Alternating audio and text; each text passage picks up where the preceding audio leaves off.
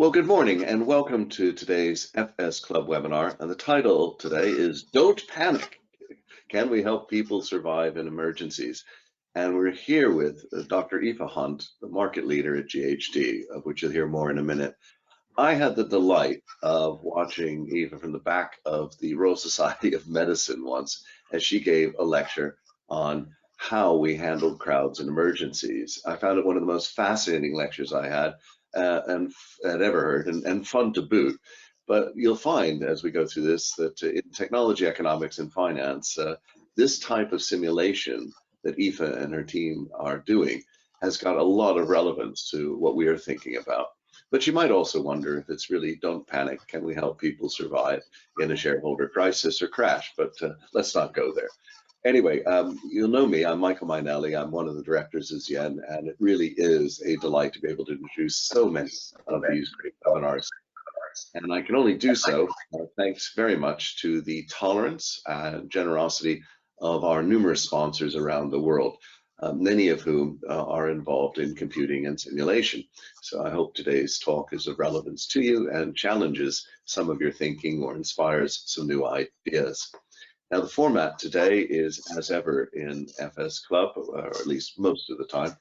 And the idea is that I get out of the way as quickly as possible so you can hear from our expert. And then we're going to have 20 minutes of question and answer and interaction. So, fingers ready, please. A few points of housekeeping, if I may. Yes, this is being recorded, and the recording will be available online in about 2 working days. So probably about midday Friday. Secondly, Aoife's slides are available. In fact, I believe they might already be up in the chat room, so you can hand them on and talk to other people about them. But most importantly, the questions and answers. How do you participate? Well, I'm here with you, as is Aoife, so we're not on chats or Zooms or anything else. Please use the go-to question and answer facility to type questions, comments, observations, pointers. We'll feed them into the conversation with Aoife. Aoife will be getting all of your comments, questions, and observations. So if you just want to be put in touch with her, or you'd like to ask her what you think is a point of particular detail, just put it there. We will send her everything with your email attached to it, which makes it, I think, quite easy. So that's there. Now, and a final word of warning, Aoife is going to challenge you today.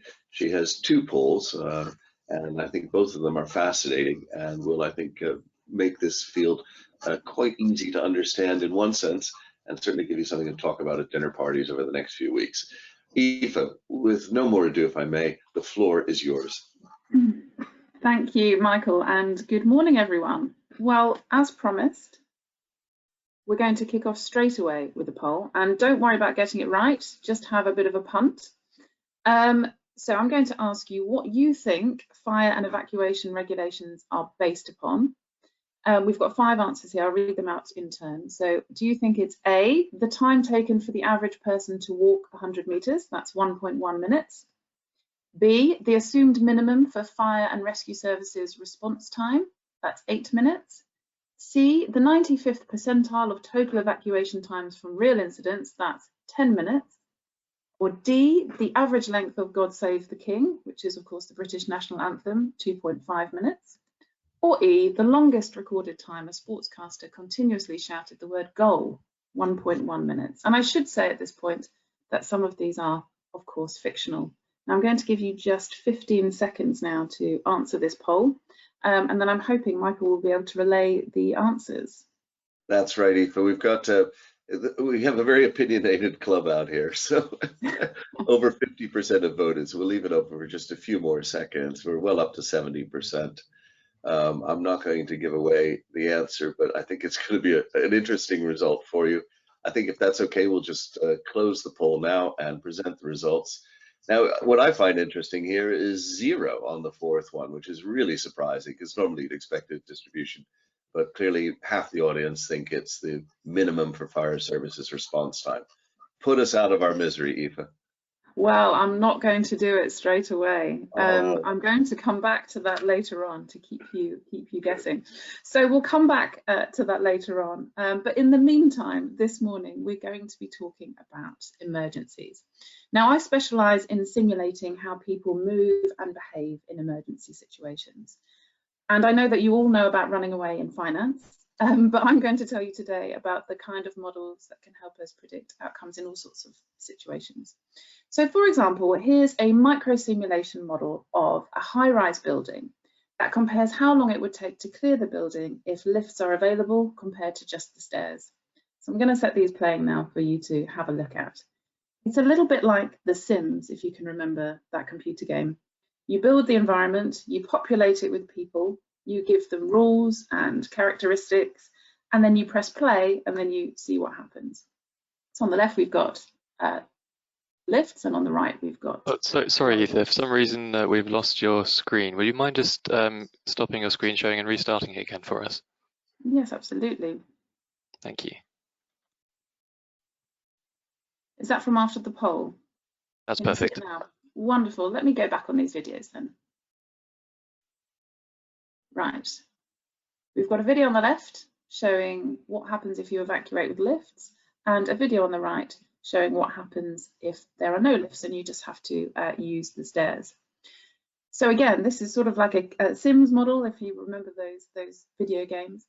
But this sort of technology is increasingly being used to help plan for emergency situations such as fires, explosions, terrorist attacks, and possibly less importantly, what happens if everybody goes to lunch at the same time. These are powerful tools, and they're helping to improve survivability in all sorts of emergency situations. But before we get to these snazzy models, let's go back to the basics. Let's go back to thinking about human behaviour. So if there's an emergency, what would we expect people to do? What would we expect the behaviours to be like? Well, we know that it depends on the type of emergency or the type of cue that a human is experiencing.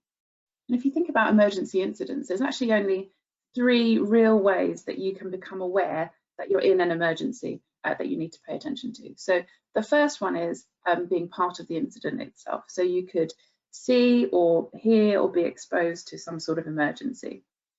Another one is an alarm. So you could hear or be exposed to a visual or audible alarm, or you could be given information about an emergency. So someone might tell you what's happening, you might receive a phone call, or indeed on social media, what we call the Ollie Murs effect, where he was giving instructions, evacuation instructions in the Oxford Street incident.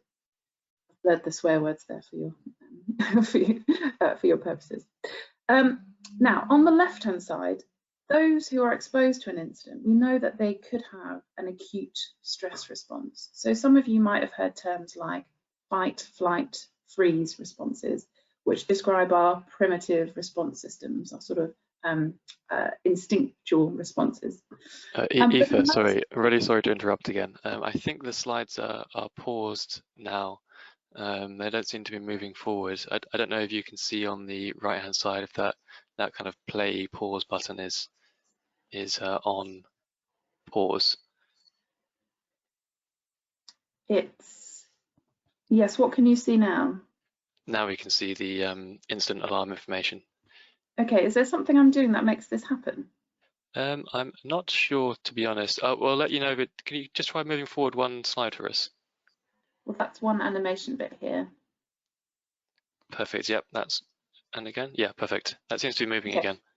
All right, sorry about that. Apologies all. Right, so I think it's useful if we're thinking about how people respond, to think about how we would like people to respond. So if there was an alarm, we would love for people to follow instructions, respond straight away, and use the escape paths that we've designed for them really efficiently. We would love for them to move directly to a place of relative safety. And if we compare this with what people actually do, how do people really respond if they hear an alarm? They're more likely to misinterpret or ignore cues and instructions. They may interpret information in different ways to each other. They may not move directly to a place of safety. In fact, people are much more likely to seek information or go and try and find people, or engage in what we would call as non-evacuation activities, so doing other stuff. And really crucially, people use routes according to their familiarity rather than the design. And a good example of this is if you imagine you're in a cinema and an alarm goes off, and we do, as we all do, nothing. We think it's not an emergency. We just sit there and hope for the best. Even though you've sat there in the cinema and on both sides of the screen there's been an emergency exit with green lights over them, we are much, much, much more likely to turn back up that aisle out the way that we came in, because it's our familiar route. We've used it only once, but we believe that that's our familiar route and that's the best way to get to safety. So the majority of people who fall into these brackets, so they either respond to an alarm or some sort of information, they are behaving as if it's not an emergency. We often behave as if we're not in an emergency situation. And well, why is that? Am I pausing again, Peter? Just figured out what might be happening. I was just seeing the last slide. Has it gone? There we go. Nope, it's moving right. now. Great. Well, why? Well, we often behave as if it's not an emergency, and that's because we're biased. We're biased towards normalcy and optimism. So think about it. When was the last time that you heard a fire alarm and thought, genuinely, my life is in danger? We all think that we're going to be okay. So we're all biased and strangely optimistic about our own survivability. We all kind of know that based on our behaviour. But the interesting thing about all of this is that as a society, we have a different idea about how people behave. And when you see reports from fires or explosions or attacks, here's the most common word that's used: panic. We hear the word panic over and over again when we're talking about human behaviour. We see headlines all over the news saying people panic. Here's an example from Parsons Green tube station in 2017, where an improvised explosive device didn't fully detonate and there was an evacuation. Papers described panic, but then showed pictures of people milling about on their phones, trying to find their onward route. They described other behaviours, such as taking selfies, which are very far away from this idea of panic and certainly not associated with panic. And this kind of selfie taking behaviours well documented. I'm not going to show you real footage, but if you cast your mind back to horrendous incidents like the London Bridge attack, where people approached the crash vehicle assuming that there'd been an incident, or the Lee Rigby attack in Woolwich in 2013. Do you remember that horrendous footage? But people weren't running around panicking. They were standing around that scene of the attack. Passers-by were walking within feet of the attackers. There certainly wasn't panic. So the idea that people lose their minds with panic and run around waving arms and screaming is one perpetuated by our media and by Hollywood. Another example here from Old Trafford. In 2016, there was an evacuation. And this was, again, a potential explosive device, but it wasn't a real device that was found in the toilet. But they decided to do a full evacuation of the stadium. So really going through the motions of a response to a bomb threat. And the behaviour, there was absolutely no trouble. People were singing and chanting during the mass evacuation. And actually one of the biggest issues were people queuing for hot dogs outside of the stand. So what we see is that panic really isn't the dominant response in emergencies. And it's defined really as uncontrollable fear, anxiety, unthinking behaviour. It's really rare that we see that in an emergency. And what we do see is decision making. Now, it may not be ideal decision making, but we do go through that process. And the reason this is so important is that if people panicked in emergencies, it would make planning impossible. But they don't. They make decisions, and therefore planning is possible. So it's a very damaging myth that's been perpetuated that people turn into wildly unthinking beasts in the midst of an emergency. So some examples of real behaviour. Some you might have expected, so running, hiding, fighting, but then there's an awful lot of investigating, looking for information, helping others. This is one of my favourites here, milling. This awkward thing that we do as humans. You might have it. Imagine you're standing at a train station in front of a board and it all says cancelled and you don't know anyone there, but you start sort of talking to people around you. You start waddling a bit closer to people who are strangers. You start forming groups. And this is an important behaviour socially if there is an emergency, because people form social groups and they may keep those while the situation is ongoing. But all of these other behaviours that we see in real incidents are not, don't follow this idea of panic. So calling police, searching for friends and family, going towards danger, giving first aid, calling people, taking selfies, filming, social media. and carrying on with the usual activities, which we see really, really frequently. Some excellent work by the Fire Safety Engineering group at the University of Greenwich following the 9/11 incident found that before people evacuated in the second tower, they carried on with their usual activities that morning. They ate their breakfast, they finished their phone call, they shut down their computers before leaving. So in reality, the behavioural picture is more complicated than people just panic. And what do we do technically when something's very, very complicated? Well, we do the easy bit. We do the bit that we can do. So this sort of landscape of behaviour is very, very complex, and there's lots of excellent work happening around the UK at the moment, research into this area. But what we've traditionally done is we've taken all that mess of behaviour, how long it takes people to respond, the things that they do, where they go, how they interpret behaviour. We take all that complicated, messy behavioural stuff and we put it into nice engineering measures. So from a crowd perspective, that would be flow rates and what we call egress times, or as I would like to call them, magic numbers. So boiling down this wide, broad, complex phenomena and trying to get it into some numbers. One of the most prominent numbers that is being used to describe all the things that people will do is 2.5 minutes. This is the number, this is the target for evacuating from a building that is used across the world, but it started in the UK. So this is our building regulations, one of them anyway, approved document B. And the way that you calculate all of the sizes of your exits and the way that you shape buildings in the modern environment is based on this idea that if you can get all of these things captured in 2.5 minutes, then it's going to be safe. So we see this in all sorts of different calculations. I'm just going to whiz through fire safety risk assessment forms, across the whole of the UK. Here's one from Northern Ireland. So about a dozen documents are using this magic number at 2.5 as this benchmark. You think, well, where has this number come from? All of this complicated behaviour, and we're using this one number.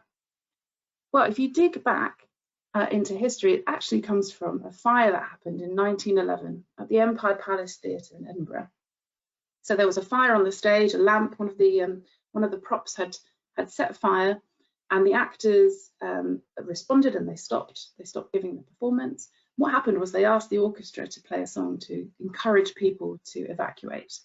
Now, during that evacuation, there was approximately 3,000 people in the theatre, and they got out in approximately 2.5 minutes.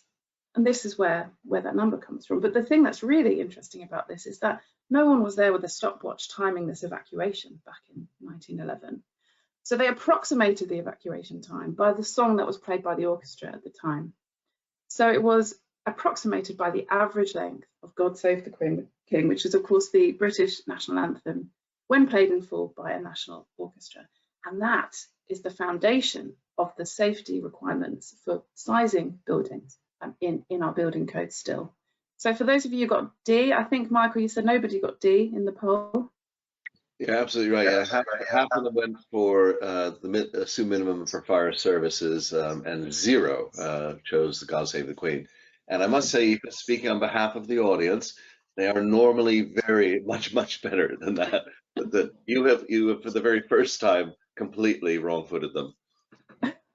Well, I think the audience is actually more sensible than the real answer, because it would make much more sense to base it on fire and service rescue time. So look, I'm not saying that 2.5 minutes is the wrong target number, but I think it's safe to say that crowds and people and movement has changed a lot since then. I've dug out a picture of a football crowd from about 1911. I think we can all agree that probably crowds and behaviours may have changed. So there's a lot of research and data that's happening to try and capture, well, what if it's 2.5 minutes, or if it's not, what should the right numbers be? What kind of data should we be really using to plan safety and security requirements? So I'm going to tell you a little bit about an example bit of research which is happening, looking at the differences between real crowds. And I'm going to ask you again to vote. I'll give you all the options first, and you're then going to put it into the poll as we did before. I'm going to ask you, who walks quicker? England football fans, rugby league fans, Ed Sheeran fans, Taylor Swift fans, Michael Mainelli, who's of course the chair of today's session, or none of them. They all have the same speed. So we're going to give you a moment to vote. So the question is, who walks quicker? We're going to be looking at this in meters per second, so the speediness of each of these groups. Please, please, folks, vote for me. Vote for me. So these five, I mean, it's an absolutely fascinating selection. I'm going to be very curious why you chose that. Over 3/4 of the audience have voted, up to 80%. So we'll just show the results. And I win, I win, I win. Did you win? Okay, I can't see the results, but can you let me know? The results are 57% for me. Thank you very much out there. 30% though for Taylor Swift, 4% each for Ed Sheeran, rugby, and England.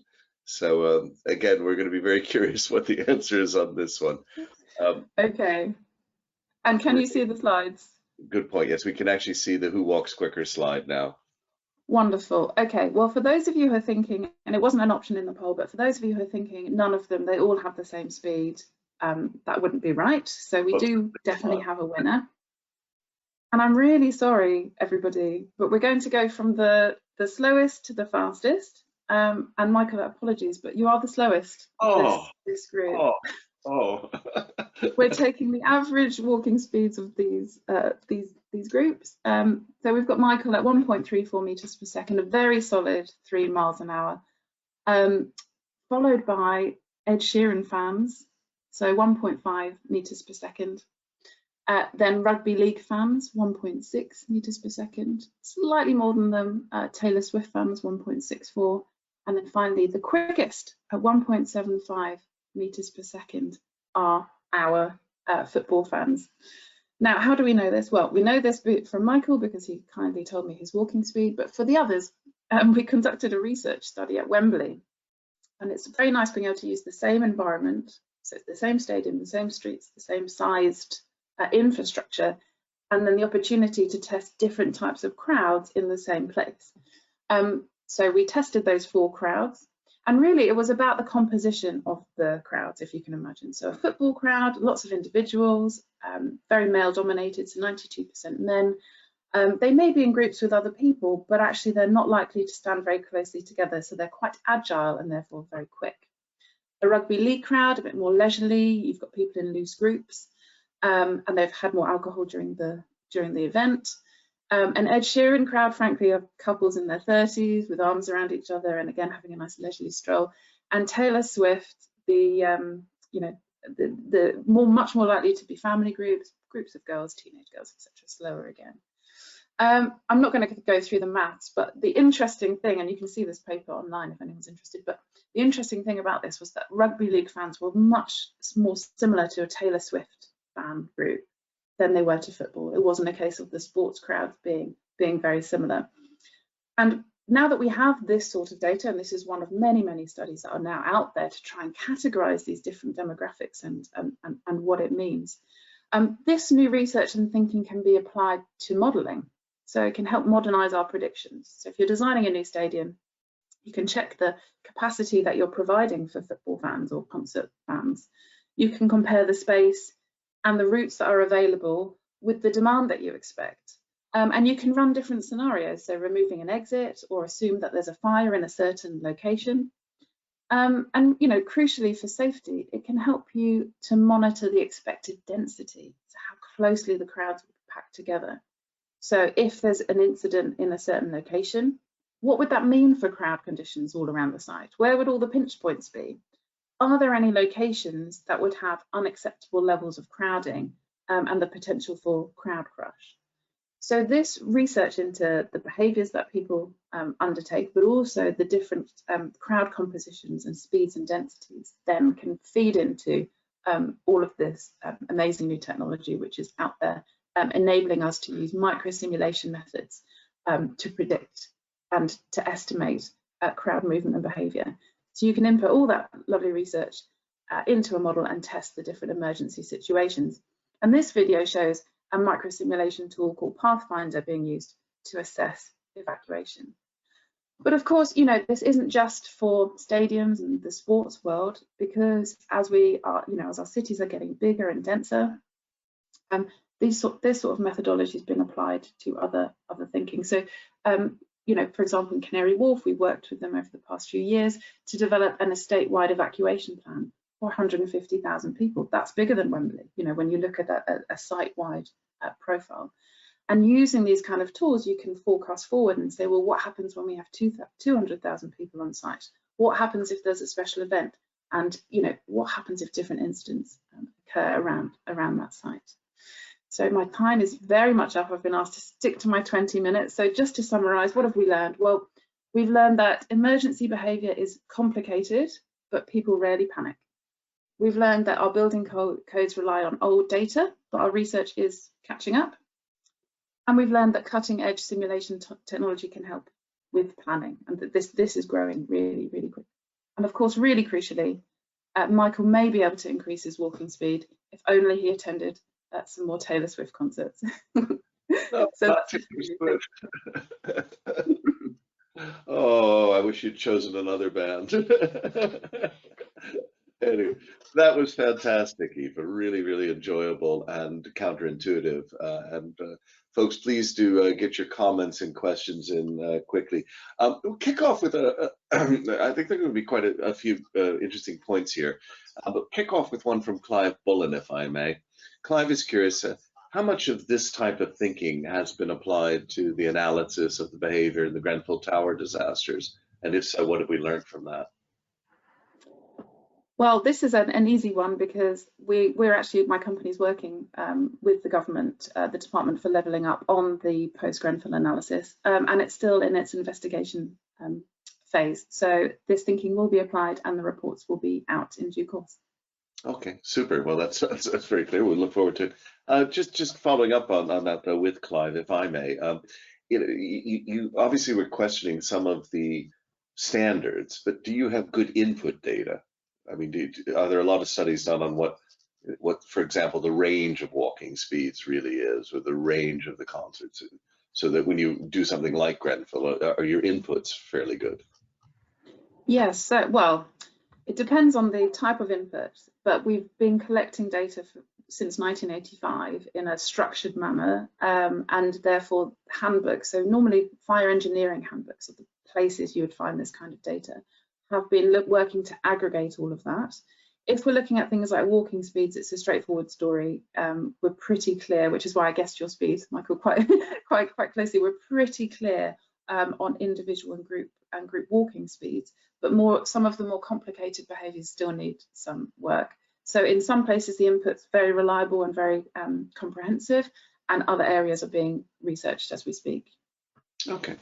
Well, there's a lot of talk these days about digital twinning, and I'm involved obviously with the City of London Corporation, and we've been building digital twins and simulations.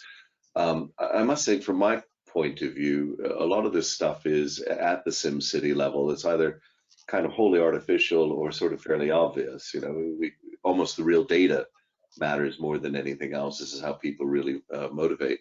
But Arthur Palmer is kind of curious, you know, what is the greatest barrier to citywide simulations? Probably computational power. So, you know, it takes an awful lot to run these models, and there's a lot of work being done now to parallelize some of the computing to make it quicker. But in reality, the dream would be to have live models. You know, you can't call it a twin unless it's happening at the same time. We can, for possibly, you know, sort of 40,000, 50,000, 60,000 people, you'd be able to run it at real time. It would need to be fewer people than that to be quicker than real time, but that's the challenge, is the size of the city and the computational power needed. So one that will presumably be overcome. Okay. There's a story that I heard, and maybe you can just bump it on the head, but I was told that when they were looking at evacuations of aircraft in emergencies, that they were getting these timings that were too good. Everybody was sort of filing out very, very carefully and quickly. But when they actually said the first person out of the aircraft gets 100 quid, all panic ensued, and the timing went massively down. Any truth to that? There are several schools of thought. Well, firstly, that is true. Those studies did happen, I believe, by Helen Muir back in the 70s or the 80s to try and encourage more realistic behaviour during trials. The biggest thing that was missing from the research in terms of aircraft is the fact that people will collect their belongings. They will. So in an experiment setting where you don't have belongings and you're sitting on the plane and they ask you to file out, and you walk out and you collect your money or whatever, and then you come back in. It's very, very different to in reality. And we've found that even if you're on a plane and there is smoke filling up the fuselage, people will still go to the overhead compartments and try and get their luggage. And it's understandable, right? You wouldn't want to leave your passport and your money, and you're traveling with some serious documentation. But that turns out to be one of the biggest factors in terms of evacuation success. Even when you're sending people down those inflatable slides, they're still going to want to get their case. Yeah, it's not a real emergency. I'll just take my stuff with me. Yes, yeah. Yeah, fascinating. Bob Harris, one of the key problems seems to be incorrect or lack of information. And he says, for example, Grenfell, Hillsborough, the Liverpool and Real Madrid match in Paris last July. Does this lead to people mistrusting advice? I think it does. I mean, presumably the question is about the sort of portrayal of these events and the way that information is shared in the post-investigation period. I think that does lead to mistrust. But the kind of work that we're looking at, which is looking at it from a more technical background, as in trying to establish behaviours and categorise them, that work is very different to official inquiries, which are looking more to apportion blame or to look at it from a legal perspective. So I think certainly there is issues with the public perception of those kind of inquiries, but we certainly try to steer towards the scientific end. We were chatting in the green room, if I may, about the Lord Mayor's show, this very ancient 800-year-old parade. And the rate of travel there is, I checked it out, 237.6 feet per minute, i.e. 72.42 meters per second for you young'uns out there. Just have you done your simulations on that kind of active movement of a parade or a military? So it has been looked at before, it has been studied, and actually the most efficient you can get people to be is marching in line. So if you can imagine looking bird's eye down at people, in these models you might see dots on screen, so circles of people moving around. But in reality, we occupy a really big space as we move our arms and legs, and that shape is sort of an oval that's expanding and contracting as we walk. That's why we need so much space around us, because we're actually quite flaily as we move around. If you can get people marching and getting those lateral body movements in time and in step, then you can increase the throughput. So that's the most efficient any group of people can be if they're marching along in step. So theoretically, in an emergency, if we could just get everyone to march in time, they'd all get out quicker. It's not practicable, but it would help. Related to that, Michael Dowry, what provision do you make for people who are temporarily or permanently disabled? And so a great question, and this one is really close to my heart actually, because my PhD was about simulating people with reduced mobility in evacuations. So before, the tools that were built during the 80s and the 90s only focused on individual people occupying individual space. Since my PhD and others, which looked at the greater amount of space required for different mobility devices and people with different types of mobility requirements, the models can now incorporate those. So you can have wheelchair users, you can have people using frames or canes, and indeed you can have people who are potentially injured and just moving more slowly. You can also have people being assisted. So you sort of in the model, there's two people glued together with the assumption that they've got an arm over each other. But there's ongoing research into things like how to evacuate people with reduced mobility downstairs. So you see those evacuation chairs and those devices. Some data is now being collected on how efficient they are, but as new designs and new technology comes out, they need to be incorporated too. So they are always, those considerations are always an important part of a piece of work, and the technology is catching up to be able to represent them explicitly. Jeremy Sosabowski's flipped in a thought here that quantum computers might be able to help with some of the citywide modeling and the scaling, but that's just an aside, I think, really. James Hooton, does your work map over to military or national security analysis? And if so, how? Yes, it does. So some examples would be, well, firstly, search and screening processes, which is essentially a people movement issue for any of us who've been at an airport. So looking at efficient crowd movement and people movement through search screening to sort of balance the system. So right, you want to search people to make sure they're not bringing the wrong things into venues or cities or wherever, but you also don't want to create such a rigorous search that the queue's extending around the block or extending beyond a secure perimeter. So there's a balance to be had in terms of the people movement system around screening for a security purpose. And then there's lots around the infrastructure part. So you'll all have seen bollards on bridges and outside stations and outside buildings, which are to protect against vehicle attacks. You know, depending on what kind of hostile vehicle mitigations in place, so we're talking bollards or planters or gates or, you know, whatever, they will impact how people move, not just in an emergency, but how people can effectively use a space, you know, to be able to get across Canary Wharf to the station while all these obstacles are in place. So again, there's a barrier between, a balance between protection from the barriers and good people flow. And then I guess finally, you know, we're increasingly using these models to look at what happens if there is a terrorist attack. So from a very security focused perspective. So it's about, you know, how to stop people bringing prohibited items in, but also if an attack happens, how to protect and make sure people take the right protective actions. So there's an enormous overlap between the safety and security requirements for these models. In the AI world, and particularly robotics, they talk about the uncanny valley. So you can see a primitive robot, you're very comfortable with it. We've never quite seen one that is totally human, but there's this valley where as they get sort of closer to human, it gets a little creepy. They call it the uncanny valley. When we look at crowd simulations, and I'll take, for example, Lord of the Rings. In Lord of the Rings, they used, I think it was Massive, was the software that was used in that. And it had a kind of an uncanny valley, you know, massive waves of orcs and elves all kind of battling each other. And yet it didn't quite feel like a real crowd. You know, it did a good job, but just that little uncanny bit. That's been getting much, much better. And now we've got this enormous amount of CGI. In fact, I'm not sure that Hollywood really exists any longer, if it ever did. What are you learning from the gaming area? What are you learning from films? And do you have any comments on some of these simulations? Because it's almost the reverse of what you're doing, isn't it? Yeah, absolutely. It's sort of happening adjacent, those developments are happening adjacently to developments in this field.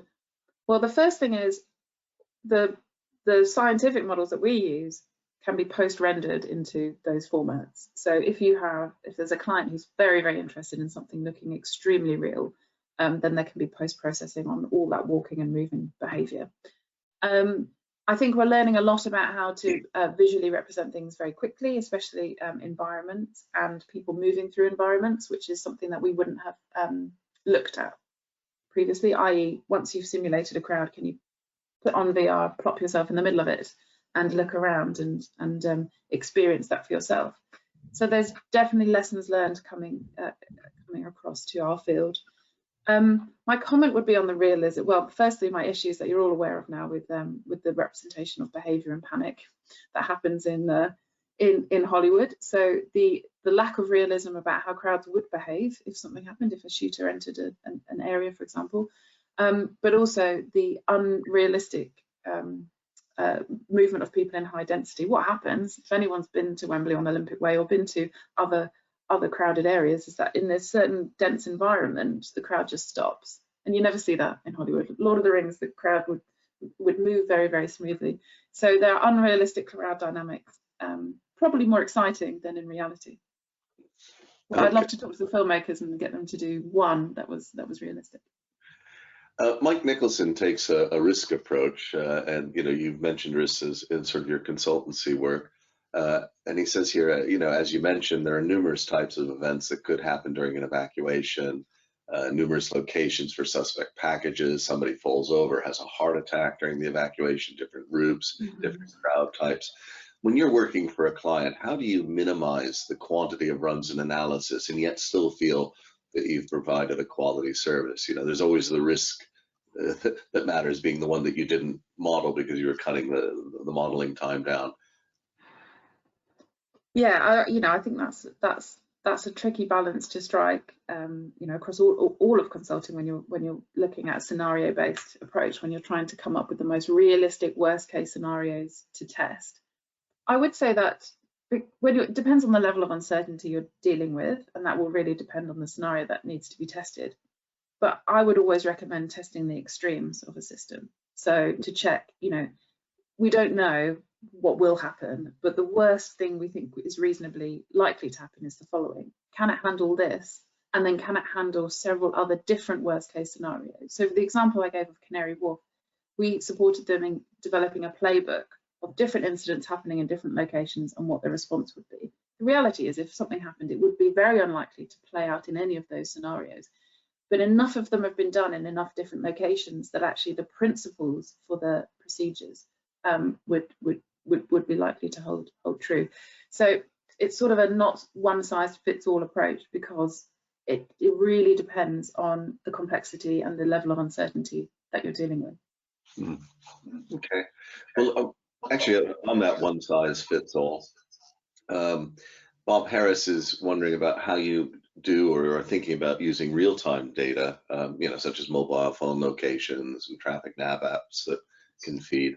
But Hugh Purser is curious as well about the software and design analysis. Appears great for new buildings, but what about retrofitting older buildings, stadiums, etc.? You know, what do you think there? Is there a lot of work on that? Yeah, absolutely. So the first one, the other half of our business, and we didn't get a chance to talk about it, is in big data. So we work with mobile networks in order to look at countrywide people movement. So on a very large scale. And I can send more information to people if they're interested in that part. So that is very real, and that's happening now, and we're one of the companies leading the way in that. In terms of the existing stadium question, this actually leads nicely to that last question about managing uncertainty.